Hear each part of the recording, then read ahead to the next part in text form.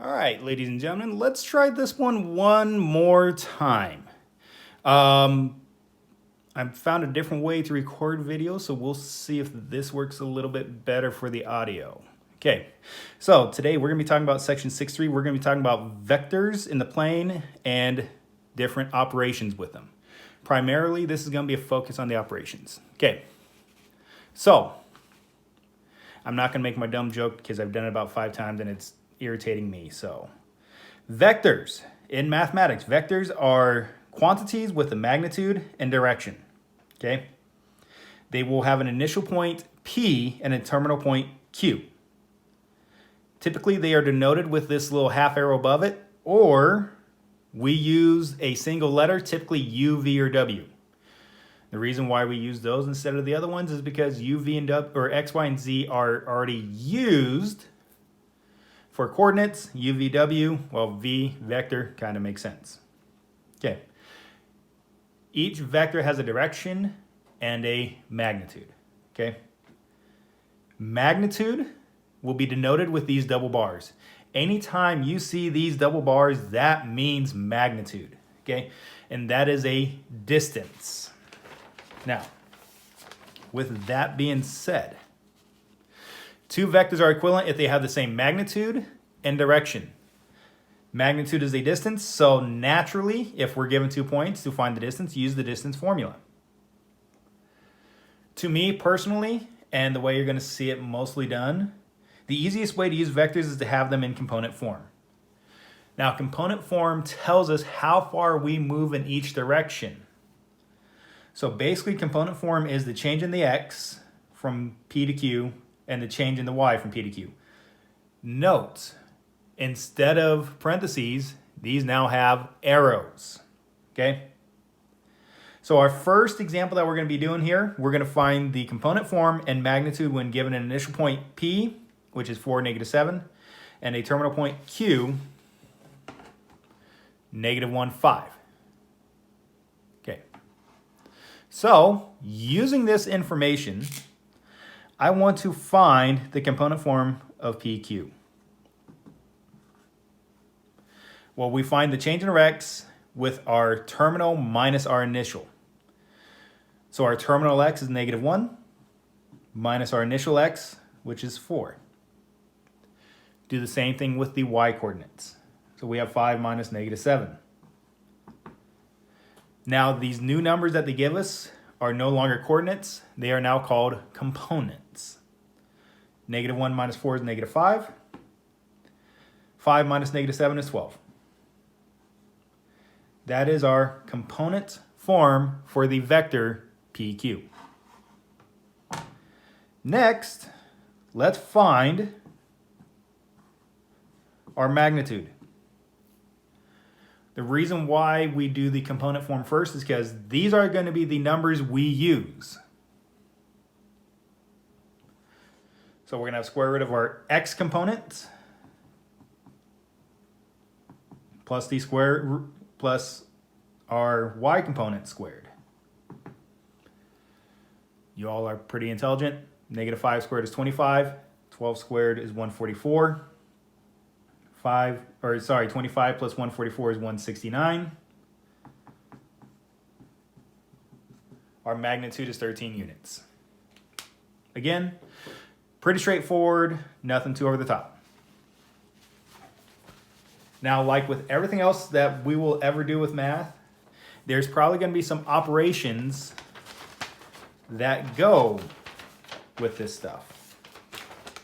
And lo and behold, there are different vector operations that we can do. Now, these are closed operations, so that means when we get done, they will remain in component form. Okay? So we're going to let U be the vector 1, 4. We're going to let V be the vector 3, 2. And we're going to perform each of these 4 operations. We have addition. We have subtraction. This is scalar multiplication. And this is a combination. Key things to keep in mind while you're doing this, make sure you have the right stuff in the right spots. The actual math is not too bad. The hard part is getting the right stuff in the right spots. Okay, so first and foremost, zoom out, got it all. We're gonna have u plus v.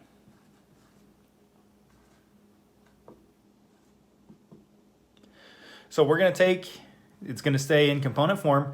We are gonna take the x component of u and add the x component of v.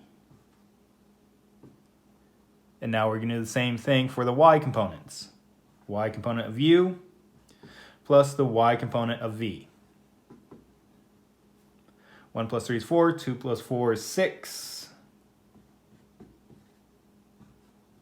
U plus v gives us 4, 6. Okay, not too bad.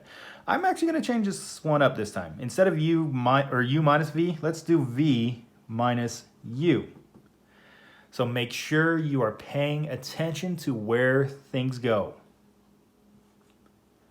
V is first, so I want the x component of v minus the x component of u. Same thing with the y components. Simple math, subtract, quick maths, 2, negative 2.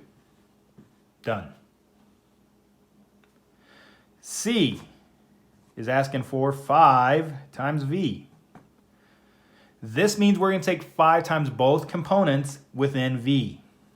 So we're going to have 5 times 3, and we're going to have 5 times 2. Quick maths, 15, 10. And last but most certainly not least, the one with the most steps, we're going to have 2u minus 4v. So we're going to have 2 times the u component minus 4 times the v.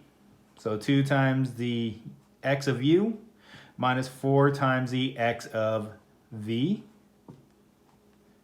Same thing with the y's. 2 times the y of u minus 2 times the y of v. Or sorry, 4 times y of v.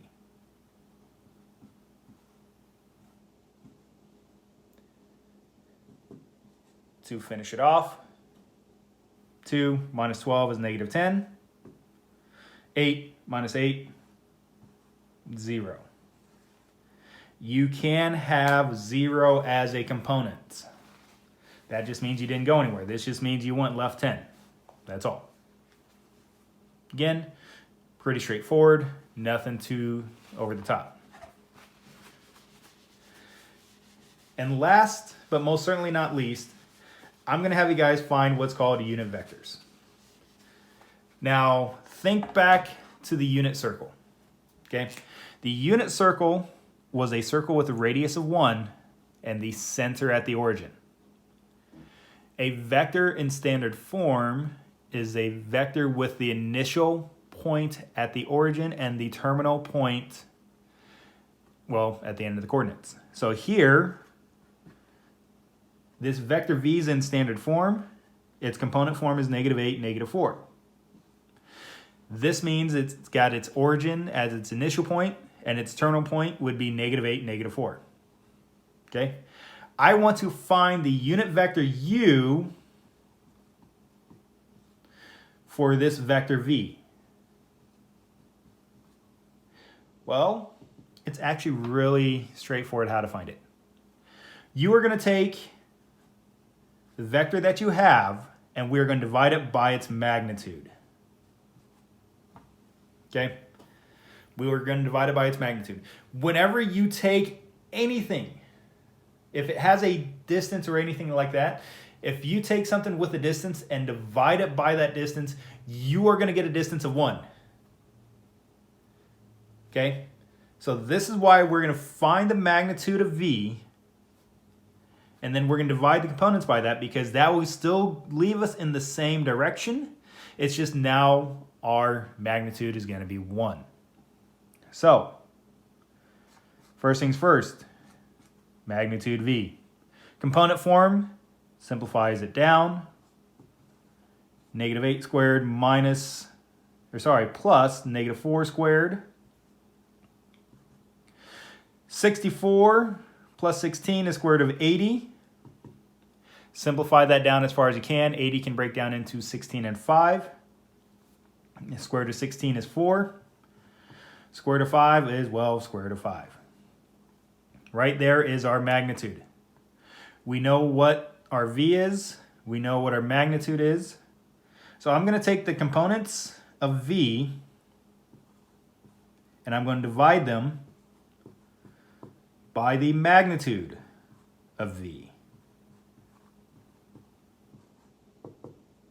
Okay, and now it's just pretty straightforward work from here. Reduce, so we have negative 2 over root 5, still in component form. Negative 1 over root 5, still in component form. Get the square roots out of the denominators. So we have negative 2 root 5 over 5. And negative root 5 over 5.